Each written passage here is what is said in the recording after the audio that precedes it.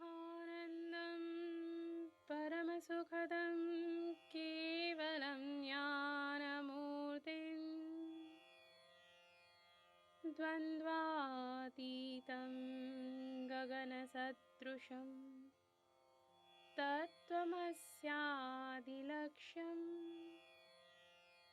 एकं नित्यं विमलमचलम् सर्वधी साक्षिभूतं भावातीतं त्रिगुणरहितं सद्गुरुं तं नमामि। आप सभी को नमस्कार। धर्मधारा के सत्संग श्रृंखला में मैं तनुजा ठाकुर आपका हार्दिक स्वागत करती हूँ। हमारे श्री गुरु एवं वैदिक उपासना पीठ के प्रेरणा स्रोत परात्पर गुरु परम पूज्य डॉक्टर जयंत बालाजी आठवले एवं हमारे आराध्य देव भगवान शिव के चरणों में वंदन कर आज का सत्संग आरंभ करती हूँ। आज का विषय है हिंदुओं ने बोन चाइना के बर्तन का उपयोग क्यों नहीं करना चाहिए। हिंदुओं के घरों में बोन चाइना अर्थात चीनी मिट्टी की चमचमाती क्रॉकरी में भोजन परोसना और सेवन करना आजकल प्रतिष्ठा और विलासिता का प्रतीक है।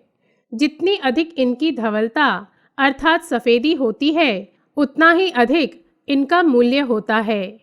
इस प्रकार के बर्तन आजकल प्रायः सभी हिंदुओं के घरों में पाए जाते हैं और इन्हें बोन चाइना कहते हैं। प्रातःकाल मुख धावन कर अनेक हिंदू इसमें चाय पीते हैं। जैसा कि नाम से ही स्पष्ट है, ये हड्डियों अर्थात अस्थियों से बने होते हैं। अस्थि को ही अंग्रेजी में बोन कहते हैं। इनका निर्माण चाइना की मिट्टी तथा हड्डियों की राख से होने के कारण ही इन्हें बोन चाइना कहा जाता है। बोन चाइना एक विशेष प्रकार का पोर्सिलेन है जिसे इंग्लैंड में विकसित किया गया और इस उत्पाद को बनाने में बैल की हड्डियों का प्रयोग विशेष रूप से किया जाता है। जी हाँ, बैल के हड्डियों का प्रयोग किया जाता है। पाश्चात्य संस्कृति के अंधा अनुकरण ने हमें इतना विवेक शून्य बना दिया है कि हम हड्डियों से बने बर्तनों में भोजन ग्रहण करने को विलासिता कहते हैं। इससे धर्मग्लानि किस सीमा तक पहुंच चुकी है, यह आप स्वयं समझ सकते हैं।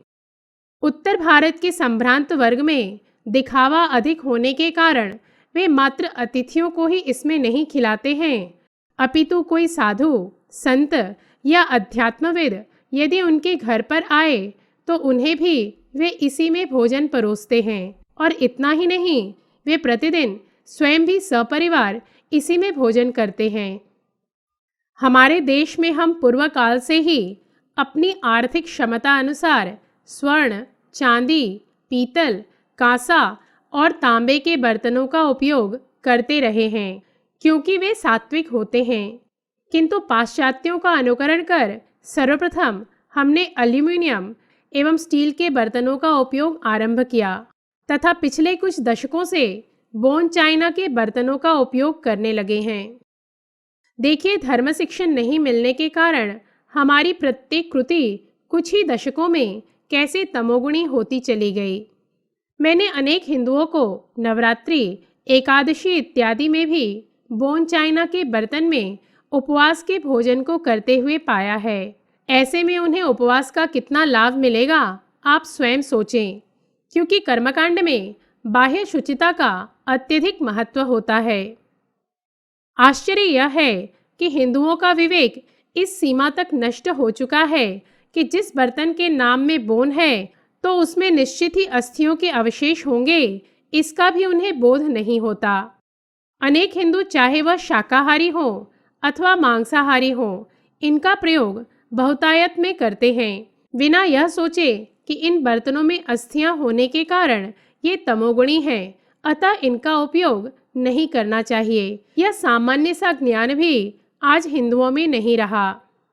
विदेशी तो प्रवृत्ति से सदैव ही मलेच्छ रहे हैं, किंतु विवेक के नष्ट होने के कारण हमें उन मलेच्छों की प्रत्येक कृति अच्छी लगने लगी है। सत्य तो यह है कि आज से 50 वर्ष पूर्व तक अनेक लोग चीनी मिट्टी के बर्तनों को स्पर्श भी नहीं करते थे। किंतु आज जो कुछ प्रचलित होता है उनका उपयोग अधिकांश हिंदू बिना सोचे समझे करने लगते हैं। बोन चाइना के बर्तन में संभ्रांत वर्ग अर्थात धनी लोग भोजन करते हैं, यह धारणा आज के समाज में प्रचलित है। इसीलिए बिना कुछ सोचे समझे आज अनेक हिंदू इन तामसिक बर्तनों को अपने घर में ले आते हैं और यदि वे उनका उपयोग प्रतिदिन नहीं करते हैं तो उसे कपाटिका में प्रदर्शन करने हेतु लगा देते हैं। वास्तविकता तो यह है कि इनके उपयोग से भोजन अशुद्ध हो जाता है एवं बोन चाइना के बर्तनों का उपयोग करने वाले परोक्ष रूप से जीव हत्या एवं विशेष रूप से गोवंश हत्या के सहभागी होते हैं। जी हाँ, इन बर्तनों के निर्माण में बड़ी मात्रा में अस्थियों का उपयोग किया जाता है जिसे पशुवध कर प्राप्त किया जाता है। आइए जानते हैं इसके निर्माण की पृष्ठभूमि क्या है। बोन चाइना का आविष्कार ख्रिस्ताब्द 1794 में अंग्रेजों द्वारा किया गया। 18वीं सदी में इन बर्तनों की अत्यधिक मांग थी तथा चीनी मिट्टी का आयात अत्यधिक बहुमूल्य था, जिसे देखते हुए अंग्रेजों ने नया सूत्र अर्थात फॉर्मूला ढूंढा और इनका निर्माण प्रारंभ किया। बोन चाइना के उत्पाद बनाने हेतु सैकड़ों टन अस्थियों की आवश्यकता होती है, जिसे पशु हत्या गृहों अर्थात कसाईखानों से प्राप्त किया जाता है। पशुओं की अस्थियों से चिपका हुआ मांस और चिपचिपापन पृथक कर दिया जाता है। इस चरण में प्राप्त चिपचिपे गोंद को, जिसे जिलेटिन कहा जाता है, अन्य उपयोग के लिए सुरक्षित रख लिया जाता है। शेष बची हुई अस्थियों को उच्च तापमान पर अर्थात 1000 डिग्री सेल्सियस के तापमान पर तपाया जाता है, जिससे इनमें उपस्थित सारा कार्बनिक पदार्थ जल जाए। ध्यान रहे, बिना इस राख के ये बर्तन नहीं बन सकते हैं और यदि बनते हैं तो बोन चाइना नहीं कहलाते हैं। तदुपरांत इसमें जल एवं अन्य आवश्यक पदार्थ मिलाकर कप, प्लेट एवं अन्य क्रॉकरी बना ली जाती है और उन्हें पकाया जाता है। इस प्रकार इसका निर्माण होता है।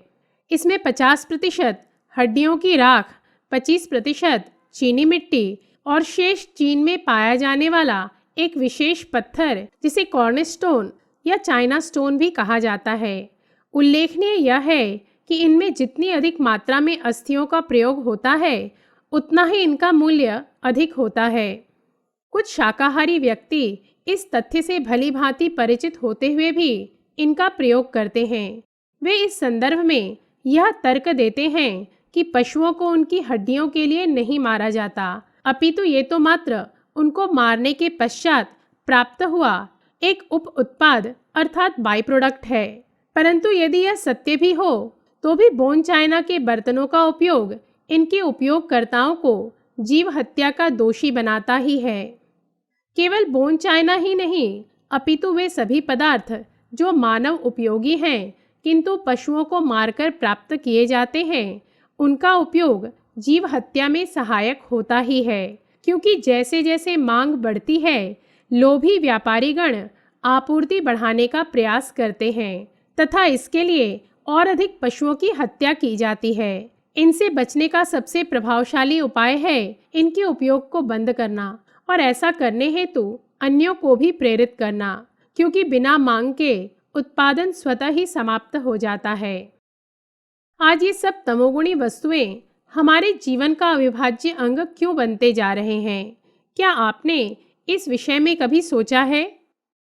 सर्वसामान्य हिंदू को सत्व, रज और तम ये त्रिगुण क्या है, यह उसे ज्ञात नहीं होता। यदि हमारे पाठ्यक्रमों में भगवद गीता जैसे ग्रंथों को स्वतंत्रता के पश्चात सम्मिलित किया जाता तो सभी हिंदुओं को ये त्रिगुण क्या है, इनसे हमारा जीवन कैसे प्रभावित होता है, यह सब ज्ञात होता। भगवान श्री कृष्ण ने स्वयं अपने श्रीमुख से इन त्रिगुणों की विशेषता श्रीमद् भगवद गीता में बताई है, किंतु हमारे धर्मनिरपेक्ष राज्यकर्ताओं ने अहिंदुओं के तुष्टीकरण के कारण हम हिंदुओं को सनातन धर्म की इन विशेषताओं से दूर रखा और आज परिणाम आपके समक्ष है। इसीलिए आगामी हिंदू राष्ट्र में बाल्यकाल से ही हिंदू धर्म की शिक्षा सभी विद्यालयों में दी जाएगी। एक सरल सा सिद्धांत ध्यान रखें, हम जितना अधिक तमोगुणी होंगे, हमारे अंदर आसुरी प्रवृत्तियां उतनी ही बलवती होंगी। भविष्य में किसी सत्संग में आपको सत्व, रज एवं तम गुणों की विशेषताएं बताऊंगी। इन्हीं शब्दों के साथ हमारे श्री गुरु परम पूज्य डॉक्टर आठवले एवं भगवान शिव के चरणों में कृतज्ञता व्यक्त कर आज का सत्संग समाप्त करती हूँ।